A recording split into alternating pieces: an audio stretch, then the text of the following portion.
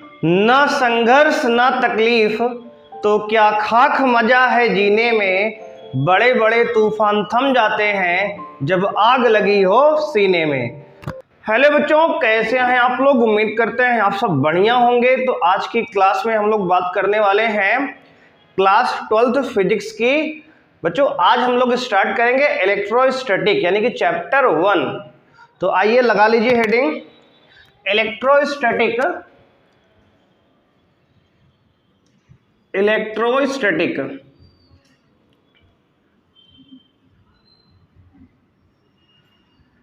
बच्चों इलेक्ट्रोस्टैटिक हम लोग तब पढ़ते हैं जब चार्ज हमारा रेस्ट में होता है।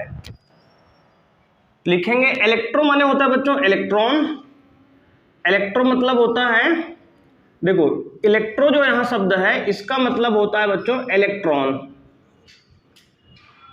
इलेक्ट्रॉन और स्टैटिक मतलब होता है एट रेस्ट। एट रेस्ट मतलब बच्चे जब इलेक्ट्रॉन रेस्ट में होता है तो उसे हम इलेक्ट्रोस्टैटिक कहते हैं। बात समझ रहे हो? When electron is at rest, when electron is at rest is called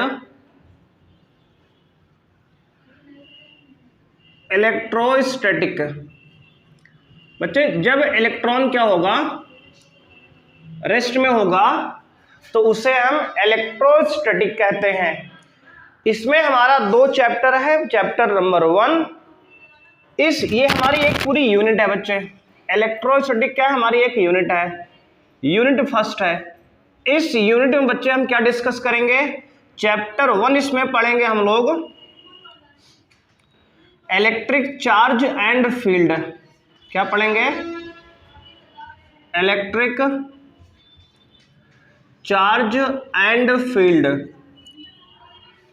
electric charge and field की चर्चा हम लोग यहां पे करने वाले हैं।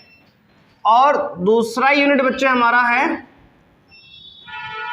Electric potential. Electric potential and capacitance. Capacitance, ठीक है बच्चे? बात समझ रहे हो? समझ रहे हो कि नहीं? कितना पढ़ेंगे इसमें? 2 चैप्टर। कौन सा? इलेक्ट्रिक चार्ज एंड फील्ड, और दूसरा कौन सा पढ़ेंगे? Electric potential and capacitance. बात समझ रहे हो जी? तो ये 2 चैप्टर इसमें हम पढ़ने वाले हैं। इतनी बात समझ में आई? तो आज हम जो स्टार्ट करेंगे सबसे पहले इलेक्ट्रिक चार्ज एंड फील्ड नाम का चैप्टर यानी पहला चैप्टर स्टार्ट करने वाले हैं। तो सब लोग लगाएंगे हेडिंग बच्चों chapter first electric charge and field. देखो पहला यूनिट क्या है? इलेक्ट्रोस्टैटिक। इलेक्ट्रो माने होता है इलेक्ट्रॉन, स्टैटिक माने होता है एट रेस्ट। जब इलेक्ट्रॉन हमारा रेस्ट पे होगा तो उसका नाम क्या होगा? इलेक्ट्रोस्टैटिक।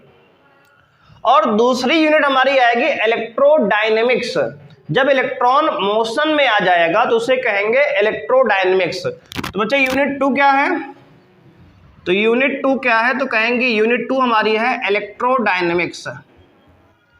इलेक्ट्रोडायनेमिक्स मतलब बच्चे इलेक्ट्रो माने इलेक्ट्रॉन, डायनेमिक माने एट मोशन। एट मोशन मतलब बच्चे जब इलेक्ट्रॉन क्या होगा? मोशन में आ जाएगा तो उसका नाम क्या रखा जाएगा? इलेक्ट्रोडायनेमिक्स। इसमें और इसमें ये दोनों यूनिट जो है अगर पूरा मिला दिया जाए बच्चे तो पूरा फर्स्ट बुक कंप्लीट हो जाएगी। बात समझ रहे हो? तो फर्स्ट बुक में हम लोग इतना पढ़ने वाले हैं इलेक्ट्रोस्टैटिक और इलेक्ट्रोडायनेमिक्स। इसके बाद आपका रे ऑप्टिक्स आ जाएगा, है ना? ऑप्टिक्स में हम पढ़ेंगे 2 ऑप्टिक्स, रे ऑप्टिक्स और वेव ऑप्टिक्स। उसके बाद पढ़ेंगे एटम न्यूक्लियाई जो कि मॉडर्न फिजिक्स का पार्ट है, ठीक है? तो यहां पर 4 यूनिट बच्चे हैं कुल मिला के। कितना? 4 यूनिट। पहला यूनिट क्या है? इलेक्ट्रोस्टैटिक, दूसरा यूनिट क्या है इलेक्ट्रोडायनेमिक्स, उसके बाद ऑप्टिक्स आएगा, उसके बाद फिर मॉडर्न फिजिक्स आ जाएगा। बात समझ रहे हो? तो ये 4 यूनिट हमारा है, पूरा 12th की फिजिक्स जो है मेनली 4 यूनिट में डिवाइड है। बात समझ रहे हो? इसमें अलग अलग चैप्टर्स हैं, तो हम अभी पहले यूनिट के चैप्टर की बात कर रहे हैं। 2 चैप्टर पढ़ने वाले हैं, electric charge and field, electric potential and capacitance. बात समझ रहे हो? नोट कर लिए भाई इतना? चलो आगे बढ़ते हैं। तो बच्चे अब हम बात करेंगे चैप्टर फर्स्ट की, इलेक्ट्रिक चार्जेस एंड फील्ड। तो लगा लो हेडिंग बच्चे, इलेक्ट्रिक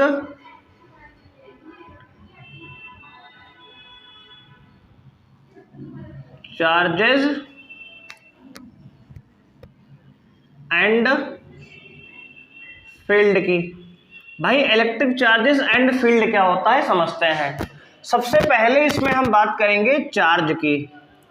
तो बच्चे चार्ज क्या होता है? देखो चार्ज का जो डिस्कवरी है ये आपका स्टार्ट हुआ है 600 BC, यानी बिफोर क्राइस्ट जो थे, ईसा मसीह जो थे, उनके जन्म से 600 साल पहले चार्ज की डिस्कवरी बच्चे ऐसा माना जाता है, बहुत सारी बुक में लिखा हुआ है। तो चार्ज की जो डिस्कवरी है, डिस्कवरी कब हुई है? तो कहेंगे सर 600 BC, यानी कि 600 ईयर्स एगो बिफोर क्राइस्ट। ठीक है ना? और ये कहां हुआ था? तो कहेंगे बच्चे कहां पे? ग्रीक देश में, ग्रीक कंट्री में इसका डिस्कवरी हुई थी। इतनी बात आपको इसके हिस्ट्री के बारे में याद रखना है कि चार्ज की डिस्कवरी कहां हुई थी बच्चे? तो कहेंगे ग्रीक देश में हुई थी। और कब हुई थी? तो 600 BC में हुई थी। इतनी बात आपको याद रखना है। बात समझ रहे हो जी? आगे बढ़े अब देखो भाई चार्ज है क्या? तो कहेंगे it is a property of matter. It is a property of matter. It is a property of matter due to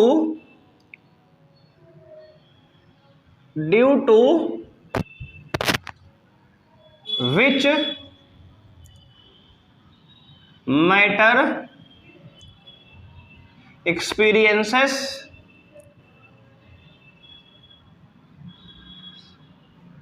a electric and magnetic force. बात समझ रहे हो? तो चार्ज क्या है? Charge is a property of matter.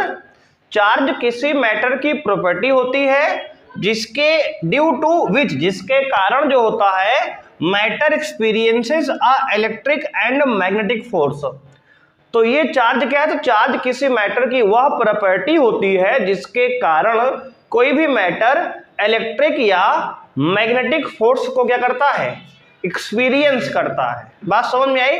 जैसे आप समझ सकते हो, जैसे हमारे बॉडी का सबसे छोटा यूनिट क्या होता है? कहेंगे सर सेल होता है ना, कोशिका होता है। हमारे बॉडी का सबसे छोटा यूनिट क्या है? सेल है, यानी कि कोशिका है। सेम उसी प्रकार जो बच्चे यहाँ पे किसी भी एटम का जो सबसे छोटा पार्टिकल होता है चार्ज होता है। ठीक है ना? जैसे सेल के और आगे सब डिवीजन, आगे हम पार्ट में नहीं डिवाइड कर सकते, सबसे छोटी यूनिट हमारी बॉडी की होती है सेल। उसी प्रकार किसी भी एटम का जो सबसे छोटा पार्टिकल होता है क्या कहलाता है? चार्ज। चार्ज क्या है? फंडामेंटल प्रॉपर्टी ऑफ मैटर कहते हैं इसे। एक डेफिनेशन और बनेगी यहीं से, और करके लिख सकते हो आप, और करके charge is a fundamental property of, charge is a fundamental property of matter. बात समझ रहे हो भाई? चार्ज क्या है? फंडामेंटल प्रॉपर्टी ऑफ मैटर है। आप ए भी लिख सकते हो। बात समझ रहे हो? चार्ज क्या है? फंडामेंटल प्रॉपर्टी ऑफ मैटर है। अब बात करते हैं भाई कि चार्ज का सिंबल क्या होता है। तो कहेंगे सर सिंबल जो इसका होता है स्मॉल क्यों होता है या कैपिटल क्यों होता है? समझ रहे हो ना? चार्ज का सिंबल क्या है? स्मॉल क्यों या फिर कैपिटल क्यों होता है? तो चार्ज का सिंबल क्या है जी? स्मॉल क्यों या कैपिटल क्यों? स्मॉल से लिखो या फिर कैपिटल से लिखो, दोनों बातें सेम हैं। अब देखो भाई इसका यूनिट क्या होता है। तो चार्ज का यूनिट बताया गया आपको है कूलॉम। क्या होता है जी? कूलॉम। कूलॉम इसका क्या होता है? यूनिट होता है। इसको शॉर्टकट में हम सी से रिप्रेजेंट करेंगे। आपको याद रखना है कूलॉम को किससे लिखेंगे? सी से लिखेंगे। बात समझ रहे हो जी?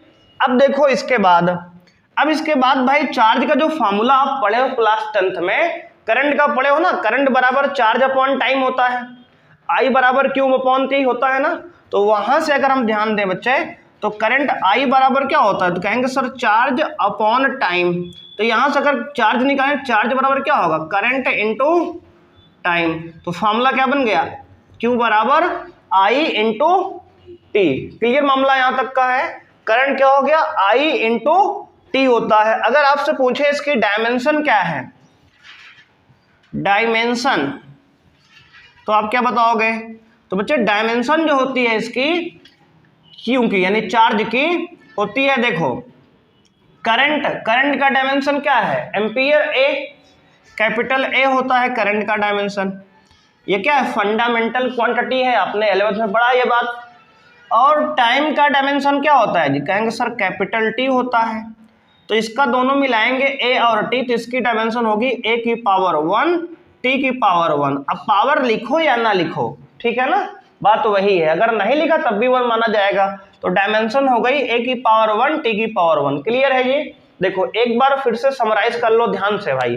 देखो सबसे पहले बताया हमने कि इलेक्ट्रिक चार्ज एंड फील्ड हमारा पहला चैप्टर है। इसमें हमने कहा जो चार्ज की डिस्कवरी हुई थी, कब हुई थी? 600 बीसी में, यानी कि ईसा मसीह के जन्म के 600 साल पहले हुई थी। कहां हुई थी? ग्रीक कंट्री में हुई थी। ठीक है ना? चार्ज क्या है? तो it is a property of matter due to which matter experiences a electric and magnetic force.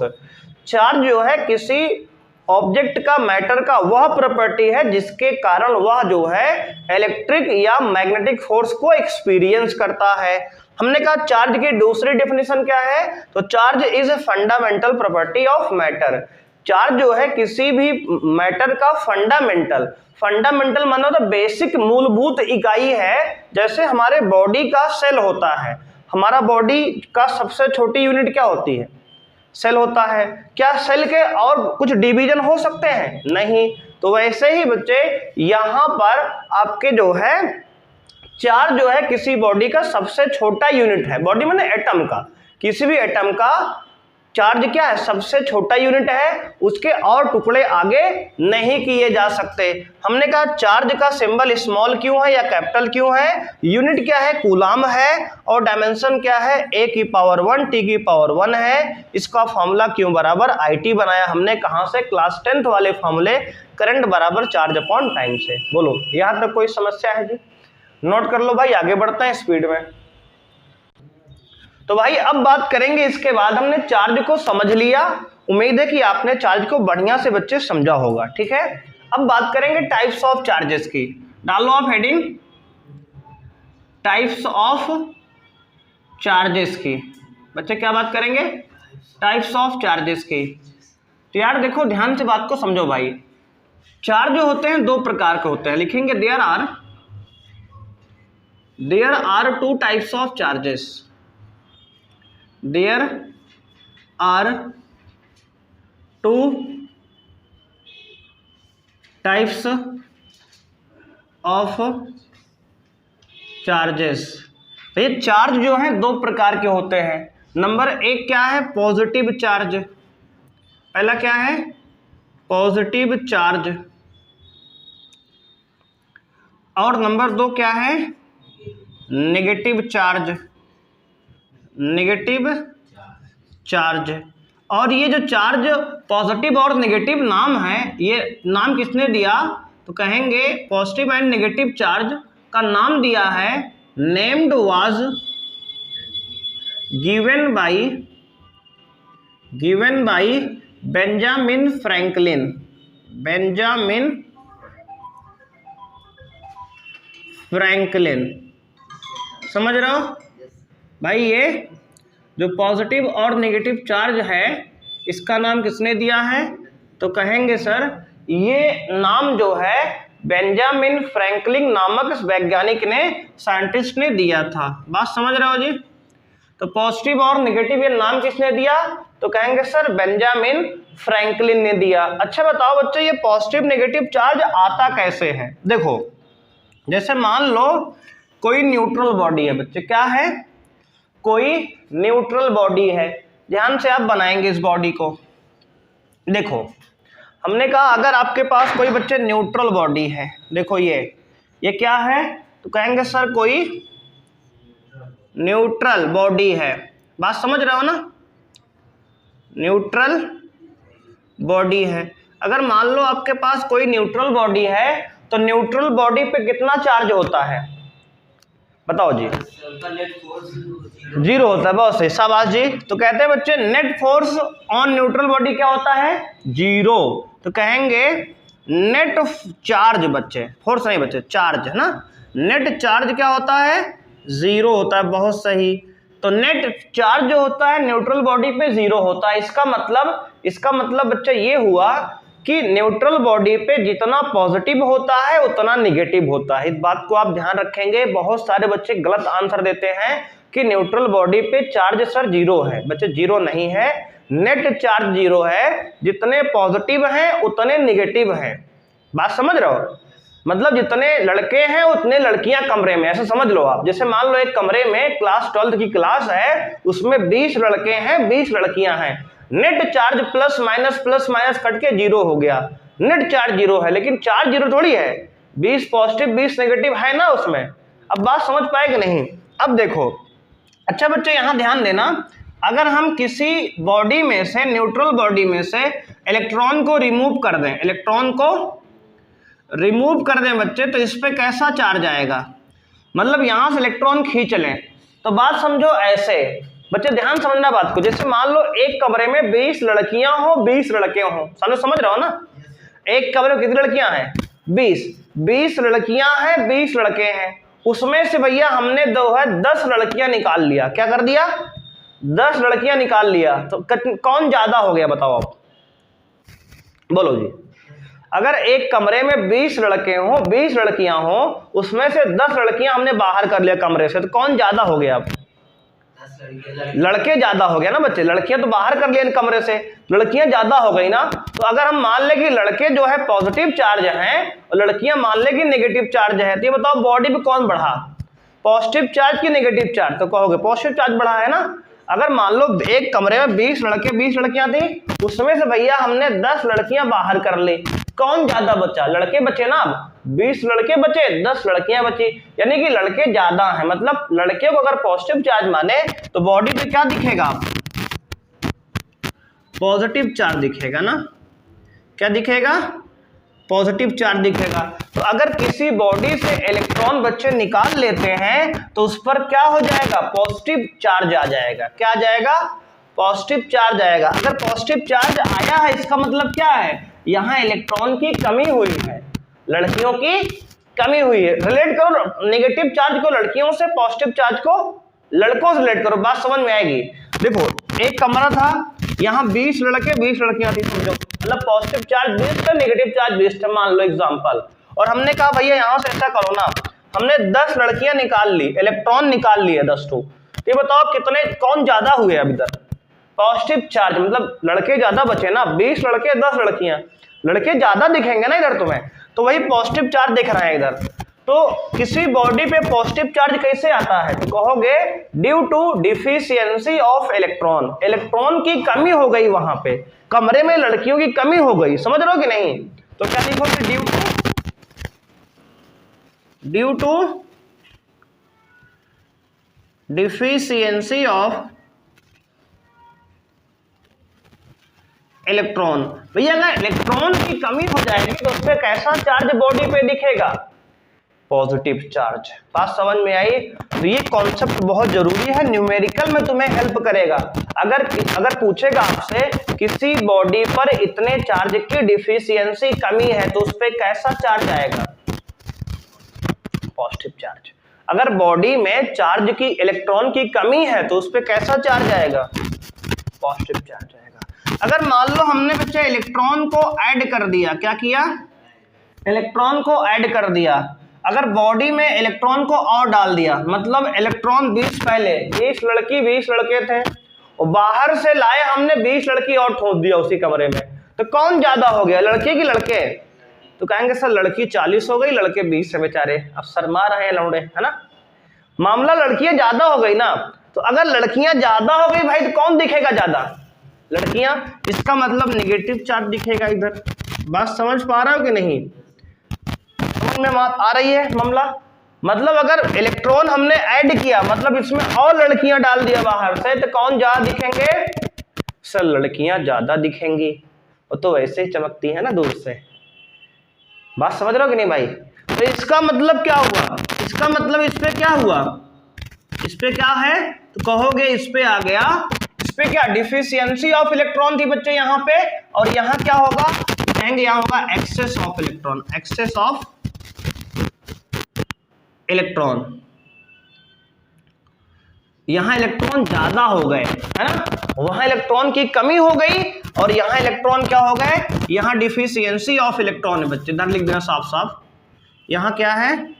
Deficiency of electron. मतलब अगर पॉजिटिव चार्ज बॉडी पे दिख रहा है इसका मतलब इलेक्ट्रॉन की कमी हुई है, और अगर बॉडी पे नेगेटिव चार्ज दिख रहा है इसका मतलब पॉजिटिव चार्ज, इलेक्ट्रॉन की कमी हुई है ना। इलेक्ट्रॉन क्या हुए?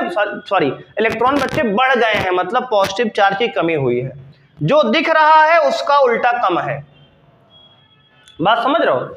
अगर यहाँ नेगेटिव दिख रहा है यानी पॉजिटिव कम है, यहाँ लड़कियां ज्यादा दिख रही मतलब लड़के कम है ना इसमें, और अगर लड़के ज्यादा दिख रहे हैं कॉलेज में तो लड़कियां कम है। बात समझ पा रहे हो कि नहीं? इसको बिल्कुल ऐसे ही बच्चे याद करना, एकदम सटीक याद रहेगा, जीवन भर याद रहेगा, है ना। बात समझ रहे हो कि नहीं?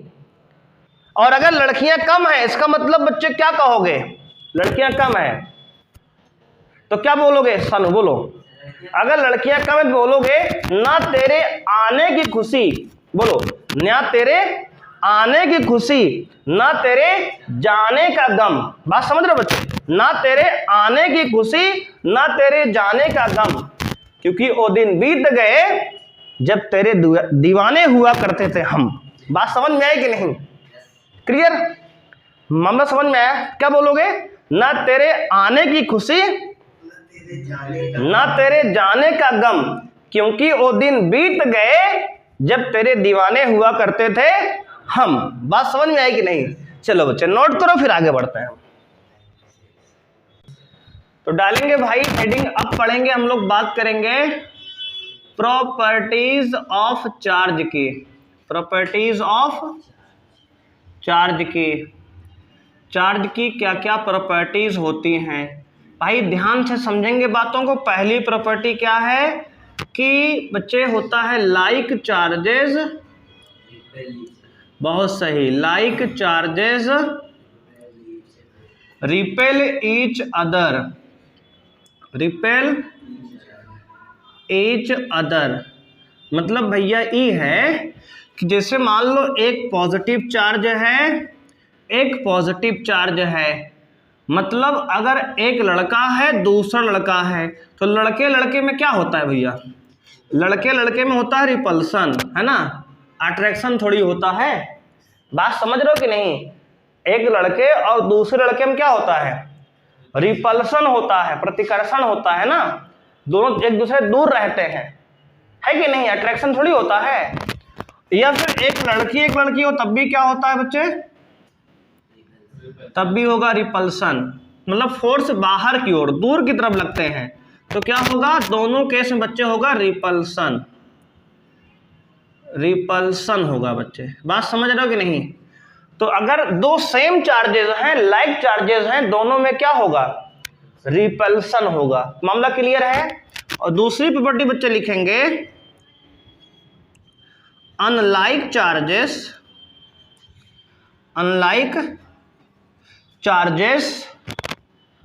Attract each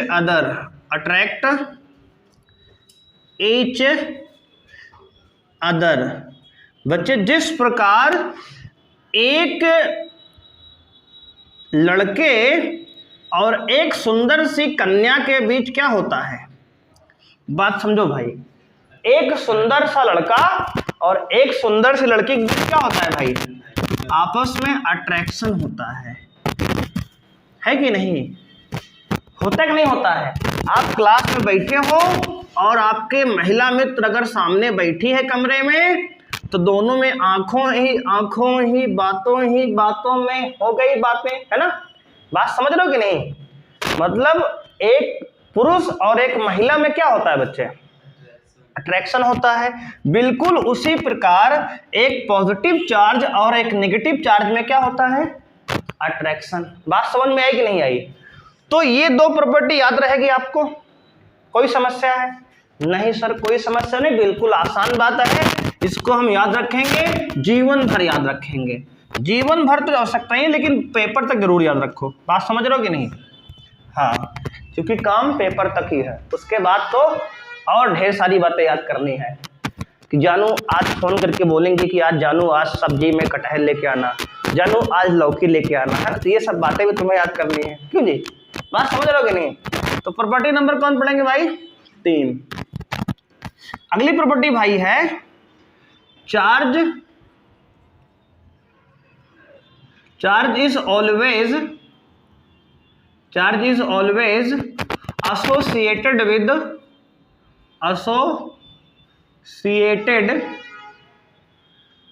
mass। बच्चे इसका मतलब ये है, charge is always associated with mass. इसका मतलब बच्चे ये है कि जो चार्ज होता है उसके पास ऑलवेज क्या होता है? मास होता है, यानी बिना मास के चार्ज नहीं हो सकता है। जैसे कोई चार्ज है तो उसके पास कुछ ना कुछ मास है, भले ही बहुत कम मास है, लेकिन थोड़ा ही सही है तो ना। भले ही उसके दिल में तुम्हारे लिए थोड़ी सी जगह है, लेकिन है तो ना। बात समझ रहे हो कि नहीं? तो charge is always associated with mass. मतलब इसका हुआ ये बच्चे कि without mass charge does not exist. बिना मास के चार्ज एग्जिस्ट नहीं करता नेचर में। बात समझ रहे हो ना? बिना मास के चार्ज एग्जिस्ट नहीं करता, जैसे कि बिना प्यार के रिश्ता नहीं चलता। बात समझ रहे हो कि नहीं? अगर भाई रिश्ते में प्यार नहीं तो कहां चल पाएगा भाई? रोज कुछ ना कुछ लड़ाई होती रहेगी आपके बीच में, उसके बीच में। बात समझ रहे हो कि नहीं?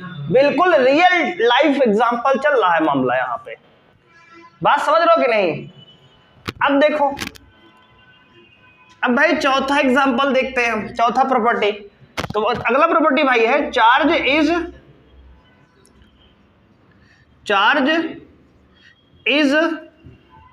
ट्रांसफेरेबल। मतलब चार्ज को बच्चे एक बॉडी से दूसरे बॉडी पे ट्रांसफर कर सकते हो। चार्ज क्या होता है? ट्रांसफेरेबल होता है।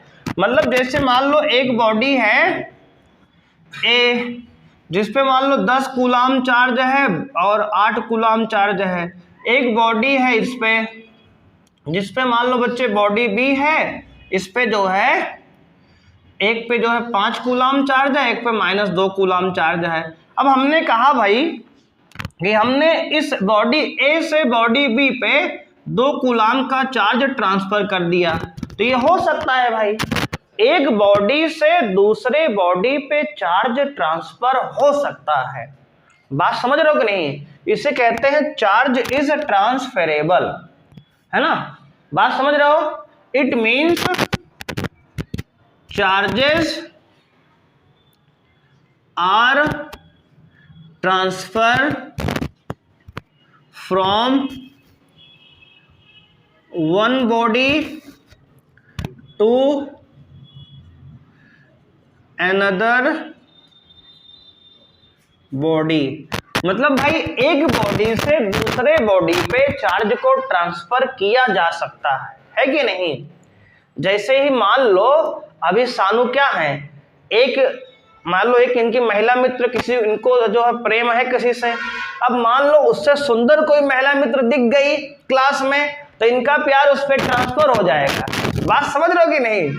तो इसे क्या कहेंगे, चार्जेस आर ट्रांसफरेबल। जैसे लौंडों का प्यार जो है बदल जाता है समय समय पर, तो इसे चार्ज भी ट्रांसफर हो जाता है। समझ में आई बात जी। कोई समस्या यहां तक किसी को, आगे बढ़े। चलो आगे बढ़ते हैं।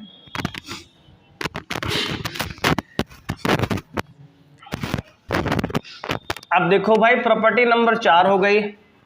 अगला प्रॉपर्टी है बच्चे 5वीं प्रॉपर्टी, चार्जेस आर क्वांटाइज्ड। बच्चे क्या होता है, क्वांटाइज्ड। चार्ज क्या होते हैं, क्वांटाइज्ड होते हैं। इसका मतलब बच्चे ये है कि always available in fixed amount. बात समझ रहे हो जी। मतलब जो चार्ज होता है ऑलवेज क्या होता है, क्वांटाइज्ड होता है। इसका मतलब फिक्स अमाउंट में अवेलेबल होता है। जैसे मान लो अभी हम पूछें कि भाई जो है तुम्हारे पास कितना रुपया है, मान लो आपका नाम है एक्स। अरे सर एक्स की बात ना करो, उसकी याद आती है ना, वो अलग बात है भाई। समझ रहे हो कि नहीं। मान लो तुम्हारा नाम है, क्या नाम भाई, रहमान।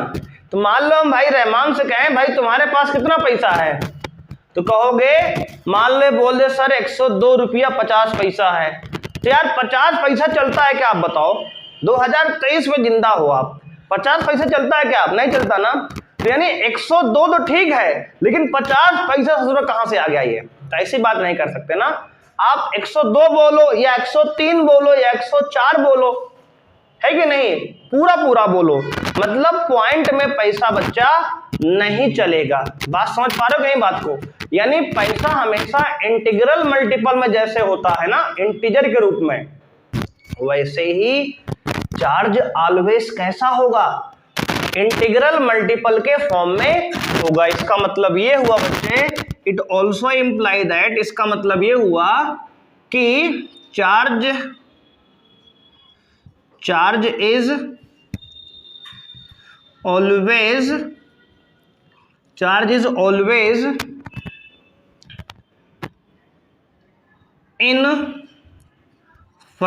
इन fundamental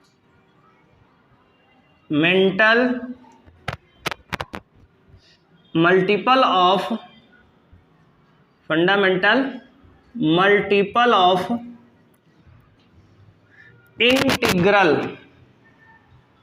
charge is always in fundamental multiple of integral. मतलब चार्ज जो होता है always fundamental multiple of integral के रूप में होता है।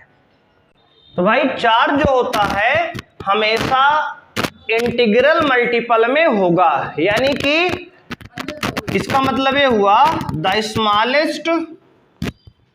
Smallest charge that can exist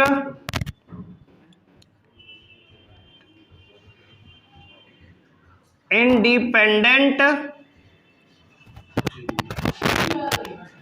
the smallest charge that can exist independent is, धन्यवाद जी, is 1 इलेक्ट्रॉन।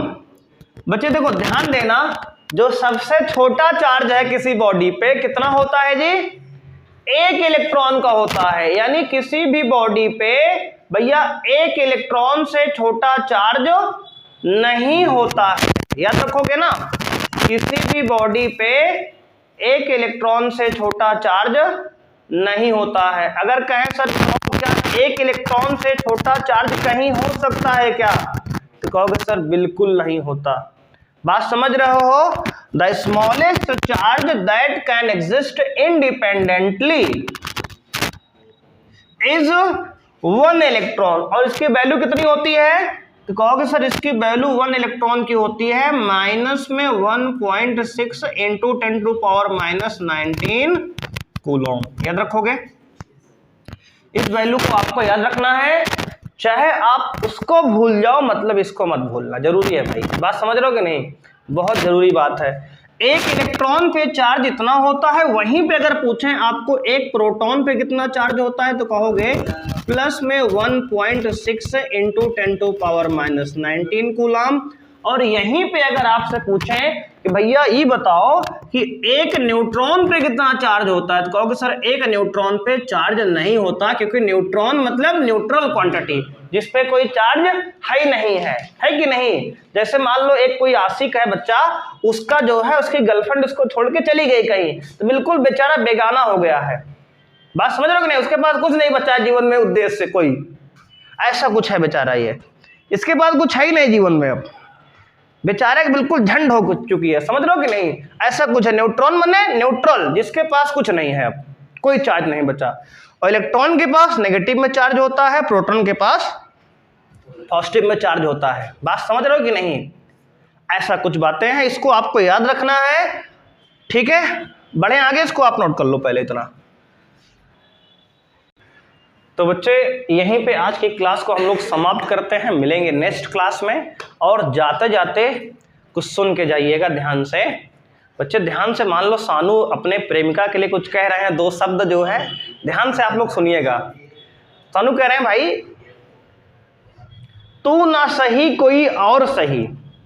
बात समझ रहे हो, तू ना सही कोई और सही, कोई और ना सही कोई और सही, बहुत लंबी है जमी मिलेंगे लाखों हंसी, इस जमाने में सनम तू अकेली तो नहीं। ठीक है बच्चे, इसी के साथ आज की क्लास को समाप्त करते हैं बच्चे। वीडियो को लाइक करो, और अगर चैनल पे नए जुड़े सब्सक्राइब करो बच्चे, बेल आइकन प्रेस कर लो, जिससे आपको लेटेस्ट आने वाले वीडियो की जानकारी सबसे पहले मिले। बच्चे आज क्लास फर्स्ट है, इसलिए थोड़ा सा कम पढ़ाया गया, जिससे आपको लोड ना लो, नई कॉपी बना लो और पूरा बढ़िया से नोट्स बनाए चलो। बच्चे मिलेंगे नेक्स्ट क्लास में, आज के लिए इतना ही। थैंक यू बच्चे, बाय, जय हिंद बच्चों।